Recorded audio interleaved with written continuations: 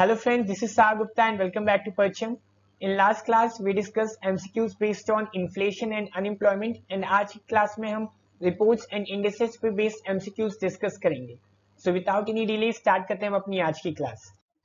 सबसे पहले देखते हैं previous day question. So question था inflation is the state in which dash happens. So चार options थे आपके पास. The value of money decreases, the value of money increases, the value of money increases first and then decreases. The value of money decreases first and increases later. So इसका correct answer है option A, the value of money decreases. Because महंगाई के समय जो currency की purchasing power होती है वो कम हो जाती है, therefore मनी की वैल्यू कम हो जाती है. So ये कॉन्सेप्ट आपको क्लियर होना चाहिए. अब हम स्टार्ट करते हैं अपने आज के क्वेश्चंस के साथ. एंड पहला क्वेश्चन है कंसीडर द फॉलोइंग स्टेटमेंट. दो स्टेटमेंट्स हैं. पहला, human development index is released by IMF. Second, India is ranked 131st in the 2020 Human Development Index. कौन सा स्टेटमेंट यहाँ करेक्ट है? Option A one only, B only two, C both correct, D both incorrect. The correct answer is option B only two. पहला statement हमारा गलत है because human development index को IMF release नहीं करता बल्कि यूनाइटेड नेशंस डेवलपमेंट प्रोग्राम यानी कि UNDP रिलीज करता है. सो पहला स्टेटमेंट हमारा गलत है.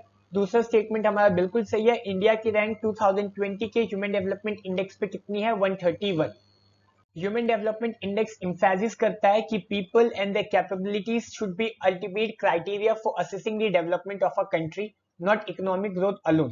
तो HDI ये बात कहता है कि किसी भी कंट्री की ग्रोथ अगर मेजर करनी है तो वहां की केवल इकोनॉमी इंपॉर्टेंट नहीं है, वहां के लोग भी इंपॉर्टेंट है एंड उनकी कैपेबिलिटीज भी इंपॉर्टेंट है. देयरफॉर HDI इंडेक्स जैसा कुछ होना चाहिए. एंड इसको रिलीज कौन करता है? UNDP. HDI इंडेक्स के तीन डायमेंशंस होते हैं. पहला होता है नॉलेज. नॉलेज रिप्रेजेंट होता है एजुकेशन इंडेक्स के थ्रू. दूसरा है लॉन्ग एंड हेल्दी लाइफ. ये रिप्रेजेंट होता है लाइफ एक्सपेक्टेंसी इंडेक्स के थ्रू. एंड तीसरा है a decent standard of living and इसको हम सिंबलाइज करते हैं पर कैपिटा इनकम के थ्रू. सो HDI के ये तीन डायमेंशंस आपको याद रखने पड़ेंगे बिकॉज यहां से क्वेश्चंस फ्रेम हो सकते हैं. Question number 2, who releases global competitive report. वैश्विक प्रतिस्पर्धी रिपोर्ट कौन रिलीज करता है? A world bank, b IMF, c world trade organisation, d world economic forum. The correct answer is option d, world economic forum. So जो global competitive report है उसके चार की पैरामीटर्स होते हैं. पहला है ह्यूमन कैपिटल, दूसरा है एनवायरमेंट, तीसरा है इनोवेशन एंड चौथा है ecosystem. Question number 3, what is the rank of India as per EODB report 2020.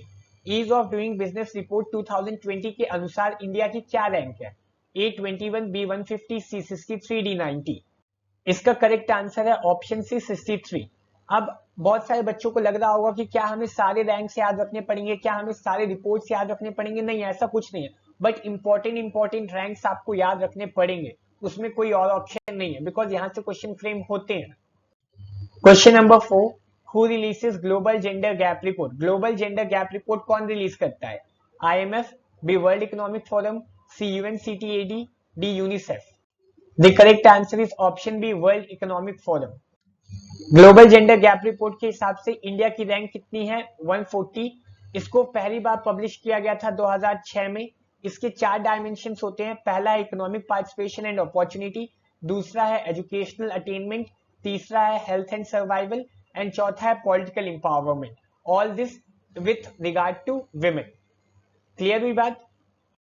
Question number 5, which country bagged top rank in world competitive index 2021. So जो विश्व प्रतिस्पर्धात्मक सूचकांक था 2021 का, उसमें टॉप रैंक किस कंट्री ने हासिल किया है? A Switzerland, b Singapore, c UAE, d Norway. The correct answer is option a, Switzerland. Question number 6, select the correct statements about global hunger index. So global hunger index से related दो statements दिए हुए हैं, आपको बताना है correct कौन सा है. It is an annual report published by Concern Worldwide of Ireland and Wealth the Hunger Life. And second, India's ranking has constantly improved in it. So कौन सा स्टेटमेंट यहाँ सही है? Option A one only, B two only, C both one and two, D neither one nor two. The correct answer is option A, one only. पहला statement हमारा बिल्कुल सही है बिकॉज इस रिपोर्ट को, इस इंडेक्स को concern world wide of Ireland नाम की ऑर्गेनाइजेशन पब्लिश करती है वेल्थ दी हंगर लाइफ के साथ मिलकर, जो कि एक जर्मन नॉन प्रॉफिट ऑर्गेनाइजेशन है. ठीक है, बात क्लियर हुई आपको? बट सेकंड स्टेटमेंट हमारा गलत है बिकॉज इंडिया की रैंकिंग ग्लोबल हंगर इंडेक्स पे कॉन्स्टेंटली इंप्रूव नहीं हुई है. वो बीच बीच में फ्लक्चुएट भी हुई है, कभी कभी इंडिया की रैंकिंग नीचे भी गई है। जैसे कि आप देख सकते हो 2018 से 2020 के बीच इंडिया की रैंकिंग ग्लोबल हंगर इंडेक्स पे कॉन्स्टेंटली इंप्रूव हो रही थी, 103 से 102 गई, 102 से 94 गई, बट 2021 में इंडिया की रैंकिंग नीचे गिर गई, 101 हो गई, क्योंकि 2021 में कोविड पैंडेमिक है, एंड इस कोविड पैंडेमिक ने पूरा का पूरा जो मैनेजमेंट था, हंगर मैनेजमेंट का जो हमारे गवर्नमेंट ने करके रखा था, उसको कोलैप्स करके रख दिया था। हालांकि फ्री राशन प्रोवाइड किए जा रहे थे, बट स्टिल बहुत सारे लोग भूख फेस कर रहे थे, बहुत सारे लोग हंगर फेस कर रहे थे। Question number 7, which of the following report is not published by world economic forum. World economic forum कई सारी रिपोर्ट्स पब्लिश करता है, आपको बताना है कौन सी रिपोर्ट वो पब्लिश नहीं करता है। Global risk report, human capital report, global gender gap report, human development index. The correct answer is option D, human development index, because इसको कौन करता है, इसको तो एक जर्मन की नॉन प्रॉफिट ऑर्गेनाइजेशन थी, वो करती थी, किसके साथ मिलकर, concern world wide for Ireland के साथ मिलकर। ठीक है। Question number 8, select the correct statements about world happiness report 2022। सो जो वर्ल्ड हैप्पीनेस रिपोर्ट 2022 के रिगार्ड में दो स्टेटमेंट्स हैं, आपको बताना है कौन सा स्टेटमेंट यहाँ सही है। It is published by United Nations Sustainable Development Solutions Network. Second, India's rank in it is 136. So कौन सी स्टेटमेंट यहाँ करेक्ट है? Option A 1 only, B 2 only, C both 1 and 2, D neither 1 nor 2. The correct answer is option C both 1 and 2, यानी कि दोनों के दोनों statement हमारे यहाँ सही है। इंडिया की रैंक हैप्पीनेस इंडेक्स पे 136 है, जो कि एक बहुत ही बुरी बात है। इसका मतलब यह है कि इंडिया के लोग ज्यादा खुश नहीं है, एंड कुछ हद तक ये बात सच भी है, कुछ हद तक क्या, ऑब्वियसली लोग ज्यादा खुश नहीं है। यहाँ लोगों को इतना ज्यादा टेंशन रहता है, घर का टेंशन, बच्चों का टेंशन, लाइफ का टेंशन, करियर का टेंशन, जॉब का टेंशन, सो बहुत सारे टेंशन हैं, एंड इम्प्रूव करने की जरूरत है इंडिया को इसमें। एंड इम्प्रूव तभी हो पाएगा जब लोगों को एक सोशल सिक्योरिटी प्रोवाइड की जाए, अच्छी हेल्थ फैसिलिटीज हो, अच्छे जॉब्स मिले, देन ओनली हैप्पीनेस इंडेक्स पे हमारी रैंकिंग इंप्रूव हो सकती है। Question number 9, who publishes global economics prospects report. Global economics prospects report कौन पब्लिश करता है? World bank, world trade organisation, world economic forum या international monetary fund. The correct answer is option a, world bank. और ये जो global economic prospects report होती है, वो किसी भी कंट्री की जीडीपी ग्रोथ को प्रेडिक्ट करता है, ये चीज भी आपको पता होनी चाहिए। Question number 10, which of the following parameter is not used in the preparation of the human development index in India। तो हमने पढ़ा था कि HDI को कैलकुलेट करने के 3 पैरामीटर्स होते हैं। अब आपसे पूछा जा रहा है कि कौन सा एक पैरामीटर नहीं है।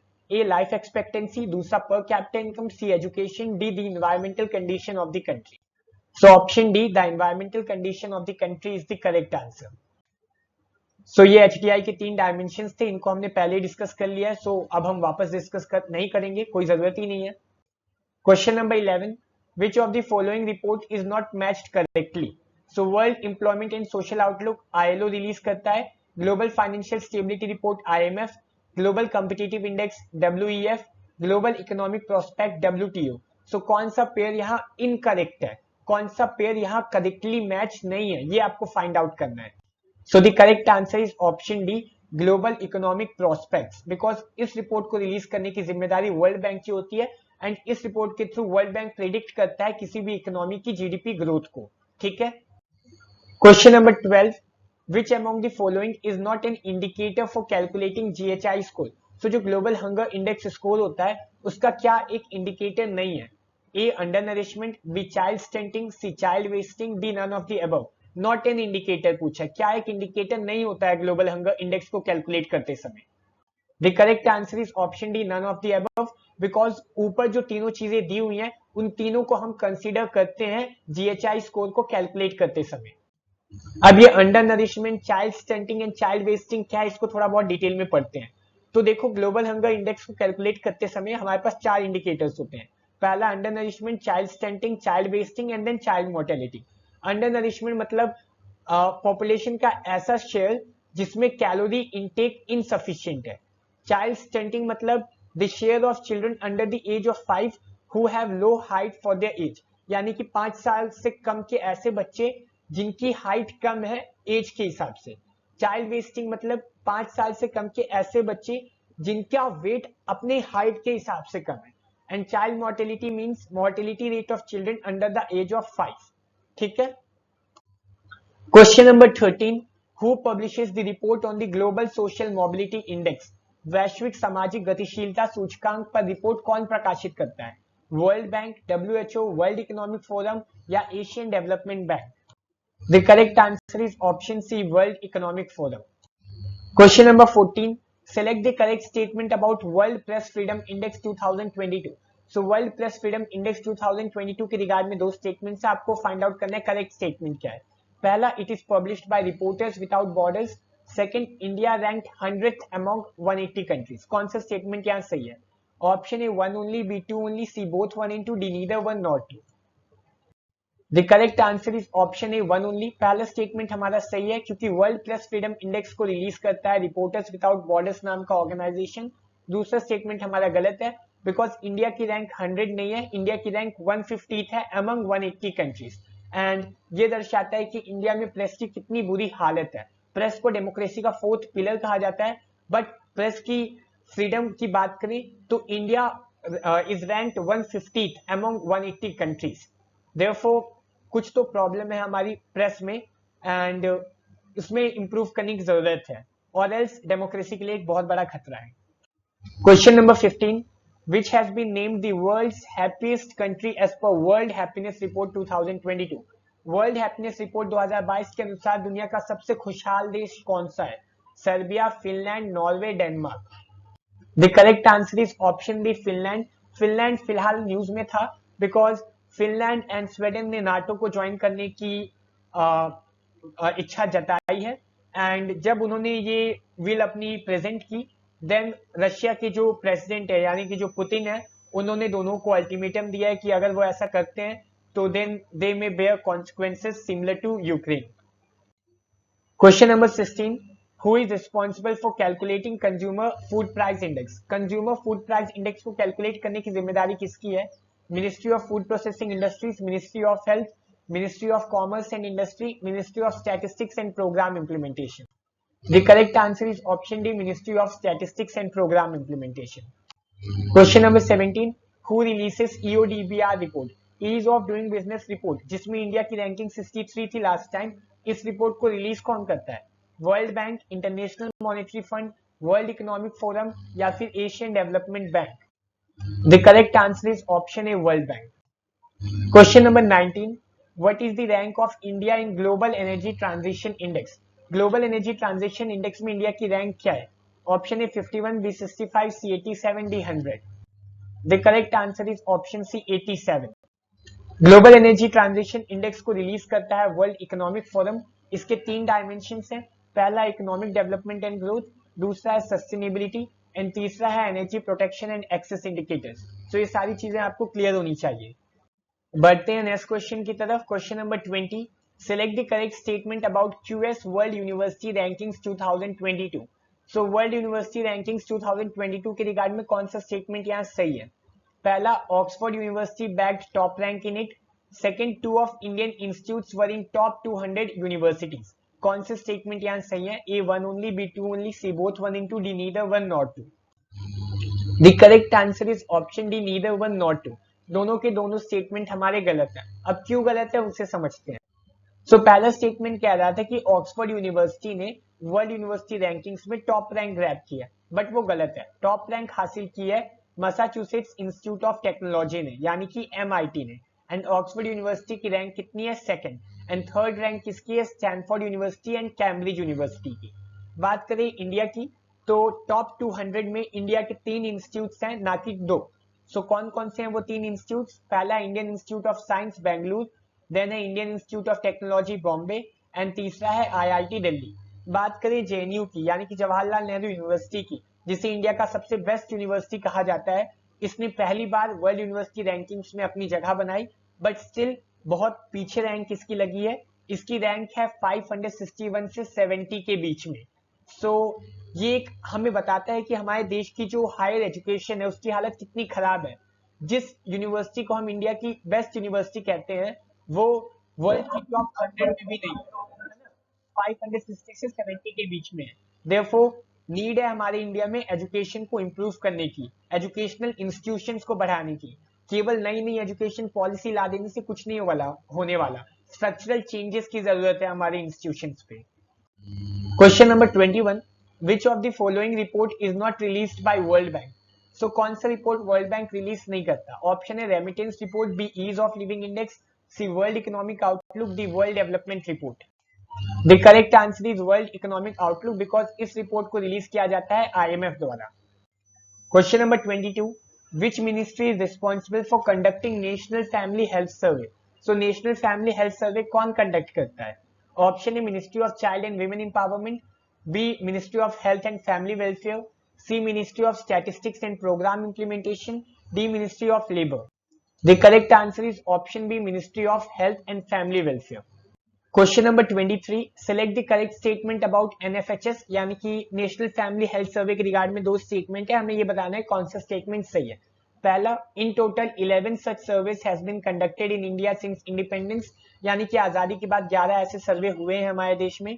दूसरा, NFHS 5 data shows that there were 1020 women for 1000 men in the country in 2019-2021, यानी कि 2019 से 2021 के बीच में हमारे देश में 1000 आदमी पे 1020 औरत थी। यानी कि जो जेंडर की बात करें, अगर बात करें जेंडर की नंबर्स की, तो वहां विमेन का नंबर बढ़ रहा है एंड ये एक अच्छा सिग्नल है। सो कौन सा स्टेटमेंट सही है? Option A 1 only, B 2 only, C both 1 into, D neither 1 nor 2। The correct answer is option B 2 only. पहला स्टेटमेंट हमारा गलत है, क्योंकि हमारे देश में केवल 5 नेशनल फैमिली हेल्थ सर्वे हुए हैं। सबसे पहले हुआ था 1992 से 93 के बीच, एंड रिसेंटली 2019 से 2021 के बीच नेशनल फैमिली हेल्थ सर्वे 5 हुआ था। एंड इस सर्वे ने ही कहा कि हमारे देश में 1000 पुरुष पर 1020 औरतें हैं। Question number 24, which of the following nation has the most powerful passport as per Henley Passport Index 2020? So Henley Passport Index 2020 नहीं, सॉरी 2022 कर लेना इधर। Henley Passport Index 2022 के हिसाब से दुनिया का सबसे पावरफुल पासपोर्ट कौन सा है? USA का पासपोर्ट, UK का पासपोर्ट, जापान का पासपोर्ट, या फिर फिनलैंड का passport? The correct answer is option C, Japan का पासपोर्ट। जापान का passport as well as Singapore का जो पासपोर्ट है वो दुनिया का सबसे पावरफुल पासपोर्ट है। एंड हेनली पासपोर्ट इंडेक्स में इनकी रैंकिंग क्या है? फर्स्ट। ठीक है, हेनली पासपोर्ट इंडेक्स को अगर थोड़ा बहुत डिटेल में देखें तो इसमें रैंकिंग्स इस हिसाब से डिसाइड की जाती है कि जो पासपोर्ट है आपका, उसको यूज करके आप विदाउट प्रायर वीजा कितने देशों तक जा सकते हो। तो जापान की रैंक यहाँ टॉप है। इसका मतलब ये है कि जापान के लोग जापान का पासपोर्ट का यूज करके बहुत सारे देशों में जा सकते हैं विदाउट एनी प्रायर वीजा। ठीक है ना? एंड इंडिया की रैंक क्या है हेनली पासपोर्ट इंडेक्स में? 85th है as per the recently release Henley passport index 2022 Q2। ये रैंकिंग्स चेंज होती रहती है, तो आप एक बार देख लिया करो कि रैंकिंग बढ़ी कि कम हुई। ठीक है ना? क्वेश्चन नंबर 25 एंड आज का लास्ट क्वेश्चन, इसका आंसर आपको हमें कमेंट करके बताना है। Who releases human development index? Human development index कौन रिलीज करता है? अगर आपने लेक्चर को आराम से देखा होगा, अच्छे से समझा होगा, तो ये आंसर आपसे बन जाएगा। Option a world health organisation, b united nations development programme, c international monetary fund, d world bank. So इसका जो भी आंसर है वो आप हमें कमेंट करके बताना। सो इस तरीके से खत्म होती है हमारी आज की क्लास। नेक्स्ट क्लास में हम गवर्नमेंट स्कीम्स एंड प्रोग्राम्स पे बेस्ड MCQs को डिस्कस करेंगे। सो मिलते हैं नेक्स्ट क्लास में। Till then bye bye, have a good day, take care and thanks.